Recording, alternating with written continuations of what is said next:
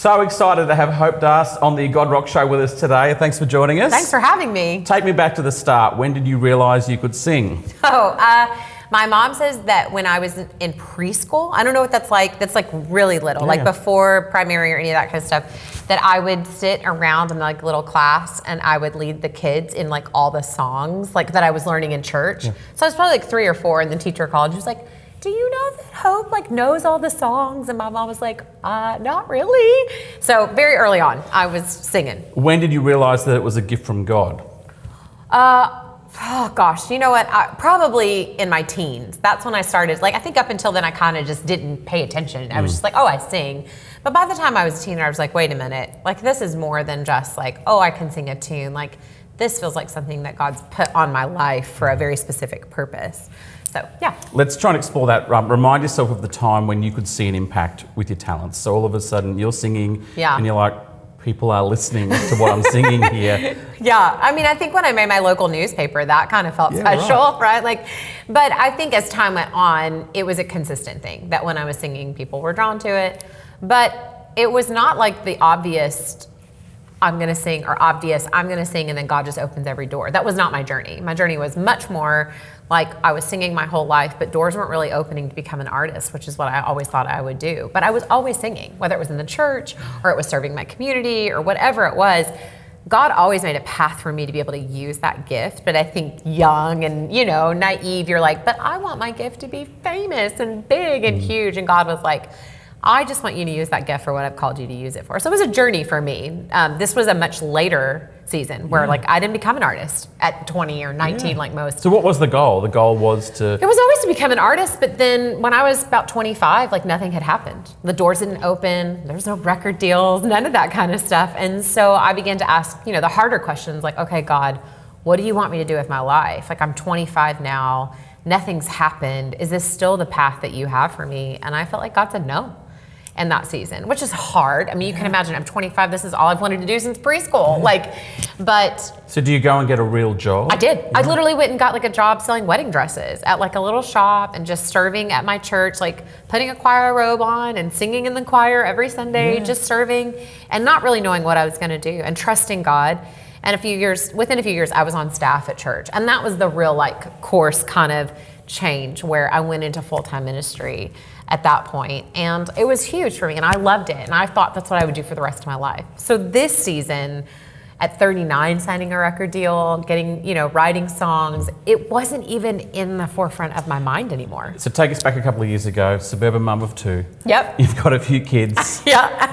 Record deal comes a knocking. Were you just shaking your head going, I've got school tomorrow. Like I've got to make lunches and do pickups. I think I had the hardest time signing the record deal because I think there was a part of me that was like, okay, Lord, we've wrestled this thing down. I had to really wrestle that being such a huge part of my identity. I had to let go of that over a long period of time. And that wasn't an easy journey to not that be the only thing that I wanted and let go of disappointment, all that kind of stuff.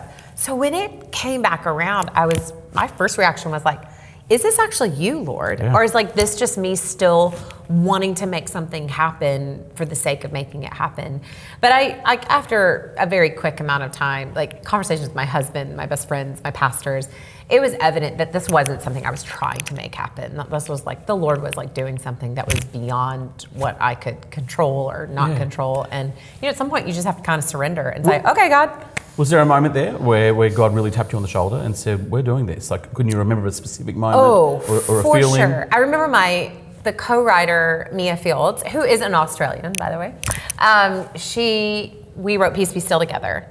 And she had been saying for over a year, I really think this song should go to radio. I just sense that there's more life to this song. And she was like, I really think you should be the one that takes it to radio. And I'm like, that's so silly. I was like, I'm not an artist. I don't even have a publishing deal. I can't just take something to radio.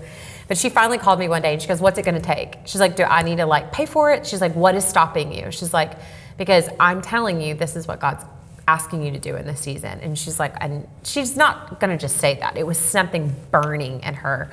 And I remember getting off the phone and hanging up the phone and calling a dear friend who was a producer who ended up producing what you just heard. And it was that moment that I knew. I was like, I'm going to have to take a step of faith here. And if this is the Lord, He'll provide every step of the way. And He did. Yeah. Well, I mean, when you see doors start to open, Yeah. Were you shocked, amazed, or? Yes, I think I kept waiting for them to not open or to close. Like I think in some ways I still kind of do that a little bit, not in lack of faith, but I think in a sense of like, just trying to be sensitive to like, hey God, like I don't need this for validation in this season. Like if I'm here, I want to be here because this has your fingerprints on it, that this is God made, not man made. And that's tough because it's not always obvious, and you wrestle through that from moment to moment.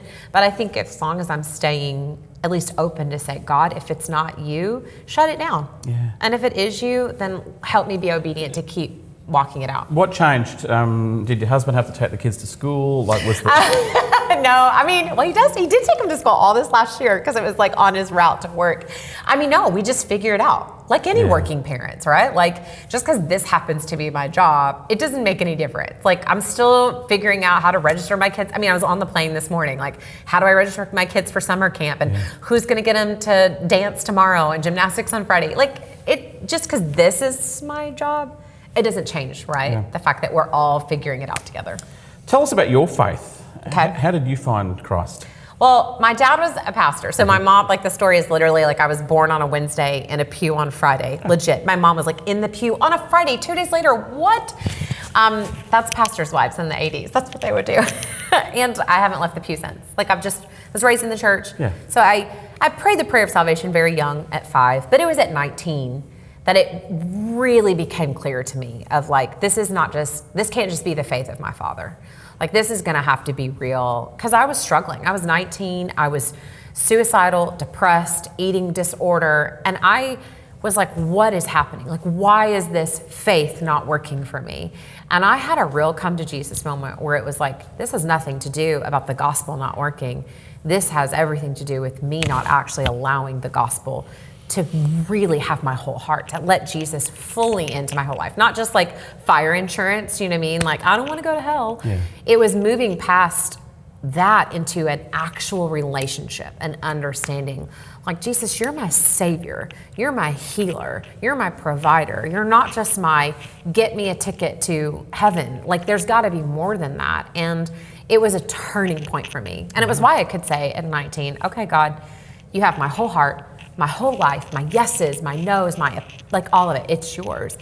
So it's why my course, I think, has looked different than some other people's, because I've just been willing to say yes every time God said, go left, go right, go back, go forward. You know, I didn't really have a plan other than just honestly obedience. Not everyone has that sort of moment in their life where they're rock bottom. Yeah. How has that then impacted the songs you write, the music you play, the things you say on stage?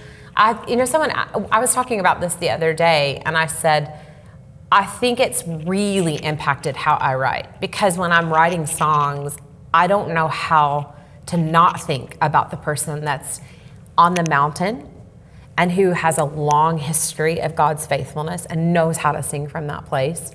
But I'm also simultaneously thinking about the person that's in the pit and who is like, I am heartbroken, I am grieving, I am confused, I don't understand.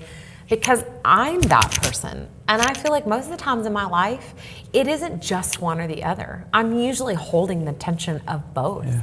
You know what I mean? There's areas where I'm like, this feels great, and this feels good, and this feels solid, and this feels terrible, and I don't know how to handle it. And so I always want to write with both in mind and not just one or the other. So I think it impacts how I frame things. You had this dream to perform and use your talents and do things in God's name. What was the impact you hoped you would have with this career? I mean, when I was young and naive, I just wanted to be famous. Yeah. I think the difference now, and I'm so grateful that I didn't get it when I was 19, honestly, because it would have been all about me. The beauty about doing it in this phase of life is that it really is, I just want people to meet Jesus. I just want people to know, like, he is worth having a relationship with. For that person that you're dealing with addiction, you're dealing with anxiety or depression or trauma, like, there's a lot of things in this world that can help you, but nothing can heal you except for the power of Jesus through his word and through an encounter with his presence. And I know that firsthand. Yeah. I have experienced that over and over and over. And that's what I want people to know.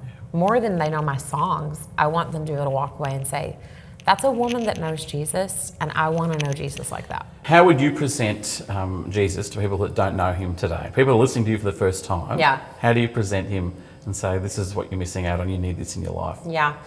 I think everybody is, most everyone, whether you actually know Jesus or you don't know Jesus, you're walking through things that are hard and they're difficult, that you don't have answers for.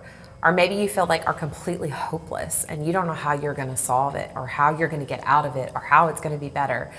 All I know to tell you is that the gospel of Jesus Christ is the one thing that has held firm and has brought hope and healing and life and identity and security to people from the beginning of time.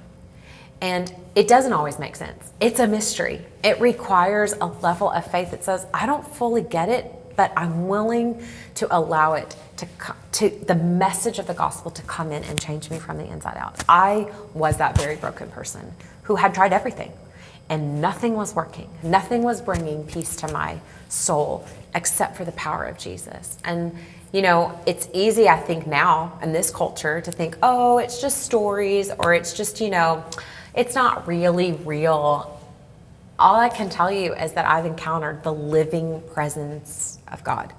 And when I was that 19-year-old girl that didn't want to live and I didn't want to see another day, the presence of God arrested me and reminded me that I was here for a purpose and that my life mattered and that God had rescued me and paid for my debt of sin on the cross. And so it takes faith. It takes a little bit of a leap, but doesn't everything that matters? Marriage is a leap of faith. Career changes are a leap of faith. Like having children, it's all leaps of faith. And all of those things are beautiful, but all of those things also don't have the power to set a captive free or to bind the brokenhearted or to give us eternal life. And so it's a leap of faith that I think is worth taking. Talk to me about your daughters. How is their faith journey going? And I know as a parent that scares me, and that's one of the most important things in my life as a dad. It's all I care about. Yeah. This is the thing that I think there are days that I go like, I don't want to be doing all of this, but get that wrong. And then on the flip side, having to wrestle the reality of they're not mine. They are on loan to me to disciple and to trust. And so I'm doing what I know to do, living out a daily walk of faith, being honest with them about the faith, having them read their Bibles, be in the church. Both have prayed the prayer of salvation and asked Jesus into their hearts. But I think it's more than that. It's the walking out with them, what does this really look like? I'm wanting to present them a faith that is more than just cookie cutter. Love Jesus and everything's going to be great. Yeah. I would much rather now start to I can't promise you that everything's going to be great, but I can promise you that Jesus is real, that he loves you, that he will be with you, and that when you follow in the ways of the Lord, it's so true when it says the road of sin leads to death, but the road of obedience, it leads to life and life more abundant. So I don't know. I'm still young in this. We're we're only halfway through.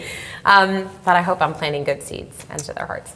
People are coming across you for the very first time. Okay. What's your message of encouragement to them watching you right now with their life, their faith, a relationship with Jesus? Yeah. If they've never heard of you before or heard your music, we encourage them to download and have a look. Yes, I would love for you to go listen to my music. It is, I think, music that's filled with the honest journey of life, the honest wrestles of faith, and the hope that's anchored in Jesus Christ, who I truly believe is the only way that you can actually be saved from yourself, from your situation, from whatever you're facing, and who will bring hope and peace and joy and healing into your life.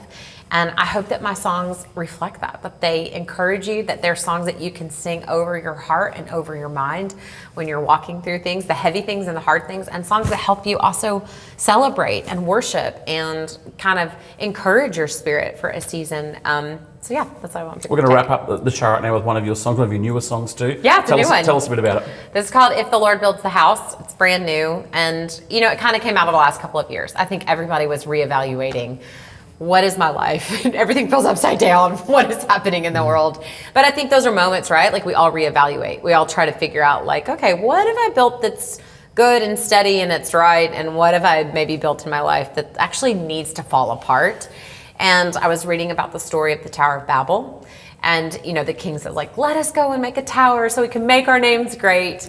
And immediately I felt like the Lord was just like, Hope, there's a lot of towers and people are building things for the glory of themselves, but you're called to be a temple, to actually host the glory of God and hold my presence and make my name great.